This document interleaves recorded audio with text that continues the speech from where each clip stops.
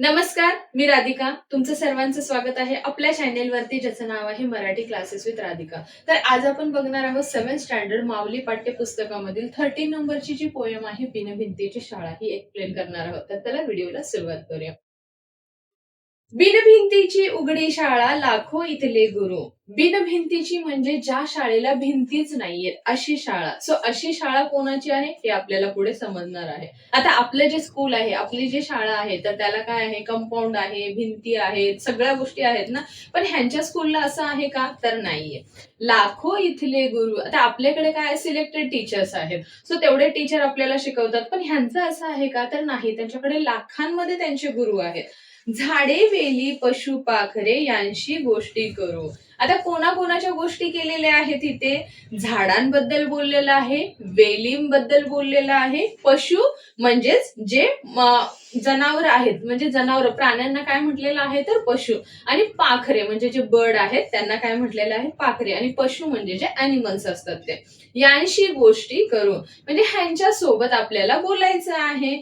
बिनभिंतीची उघडी शाळा, लाखो इथले गुरु, झाडे वेली पशु पाखरे यांशी गोष्टी करू. म्हणजे ही जी शाळा आहे ही बिनभिंतीची आहे आणि इथे सगळे लाखो आपले काय असणार आहेत, तर गुरु असणार आहे, टीचर्स असणार आहेत.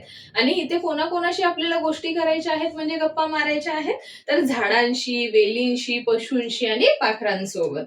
बघू बंगला या मुंग्यांचा, सूर ऐकूया त्या भुंग्यांचा. आता बंगला कोणाचा बघायचा आहे, तर मुंग्यांचा बघायचा आहे. सो मुंग्यांचं जे वारूळ असतं, जे घर असतं, ते कशासारखं दिसते, तर बंगल्यासारखं दिसतंय. सो आपल्याला इथे काय बघायचंय, मुंग्यांचा बंगला बघायचा आहे. आणि सूर ऐकूया त्या भुंग्यांचा. भुंगा म्हणजेच काय, तर बंबुलबी. सो तो जो असतो ना, म्हणजे रस पिणारा फुलांमधला, जसं फुलपाखरं फुलांमधला रस पितात, तसंच भुंगा पण त्याच्यामधला रस पियत असतो.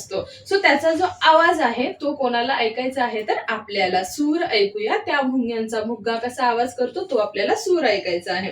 फुला फुलांचे रंग दाखविल फिरते फुलपाखरू.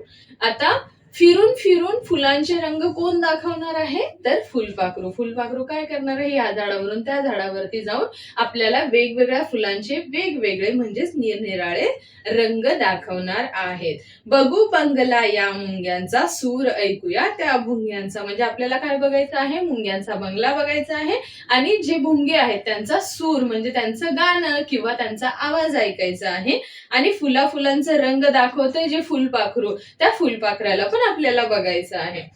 हिंडू ओढे धुंडू ओहळ, झाडावरचे काढू मोहळ. हिंडू ओढे म्हणजे जे ओढे असतात, जे नाले असतात, ते हिंडायचे आहेत म्हणजेच फिरायचे आहेत. धुंडू ओहळ. ओहळ म्हणजेच काय, तर पाणी जाऊन एक प्रकारचं असं हे तयार झालेलं असतं. सो त्याला काय म्हणलेलं आहे, तर ओहळ. धुंडू ओहळ म्हणजे ओहळ पण आपल्याला शोधायची आहे. झाडावरचे काढू मोहळ म्हणजे झाडावर जे मधमाशांनी पोळं बनवलेलं आहे त्याला काय म्हटलेलं आहे, तर मोहोळ म्हटलेलं आहे. आणि ते मोहोळ आपल्याला काढायचं आहे. चिडत्या डसत्या मधमाशांशी जरा सामना करू. आता मधमाशा गप्प बसणार आहेत का, जर तुम्ही त्यांचं घरटं, त्याचं जर पोहळ काढायला गेलेला असाल, त्याचं मोहोळ काढायला गेलेला असाल, तर मधमाशा गप्प बसणार आहेत का, तर नाही बसणार. त्या चिडणार आहेत आणि डसणार आहेत म्हणजेच काय, तर तुम्हाला चावणार आहेत. मग तशा मधमाशांशी थोडा सामना करूया, म्हणजे त्यांच्यासोबत जरा थोडंसं काय करूया, आपण प्रतिकार करूया. हिंडू ओढे धुंडू ओहळ, झाडावरचे काढू मोहळ. म्हणजे आपल्याला ओढे हिंडायचे आहेत, धुंडायचे आहेत म्हणजे ओहळ शोधायची आहे. झाडावरचं मोहळ काढायचं आहे म्हणजे मधमाशांचं जे पोळं आहे किंवा मधमाशांचं घर काढायचं आहे. आणि चिडत्या ज्या डसत्या रागावलेल्या मधमाशा आहेत त्यांच्यासोबत आपल्याला सामना म्हणजे प्रतिकार पण करायचा आहे.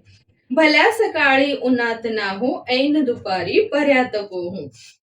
आता भल्या सकाळी सकाळी सकाळी आपल्याला काय करायचंय, उन्हात न्हायचंय. म्हणजेच काय, तर सकाळची सनलाइट घ्यायची आहे. उन्हात न्हाणं म्हणजेच काय, ऊन अंगावरती घेणं किंवा सकाळची जी सूर्यप्रकाश असतो, सनलाइट असते, ती घेणं. ऐन दुपारी पर्यात पोहू. परा म्हणजेच काय, जे तलाव असेल, विहीर असेल, त्याच्यामध्ये काय करायचं आहे, तर दुपारी पोहायला जायचं आहे. सायंकाळी मोजू चांदण्या गणती त्यांची करू. आणि जेव्हा रात्र होणार आहे, संध्याकाळ होणार आहे, त्यावेळेस काय होणार आहे, आकाशामध्ये खूप साऱ्या चांदण्या दिसणार आहेत. सो त्या चांदण्यांना आपल्याला काय करायचे, गणती करायची, म्हणजेच मोजायच्या आहेत, काउंट करायच्या आहेत. भल्या सकाळी उन्हात नाहू, ऐन दुपारी पर्यात पोहू. सकाळी सकाळी उन्हामध्ये आपल्याला सनलाईट घ्यायची आहे, दुपारी आपल्याला पर्यात म्हणजे जिथं पाणी असणार आहे तिथे आपल्याला पोहायला जायचंय, आणि सायंकाळी म्हणजे रात्र जेव्हा होणार आहे, आकाशात चांदण्या जेव्हा येणार आहे, तेव्हा त्यांना आपल्याला त्यांची काय करायची आहे, गणती करायची आहे, म्हणजे काय तर काउंटिंग करायची आहे.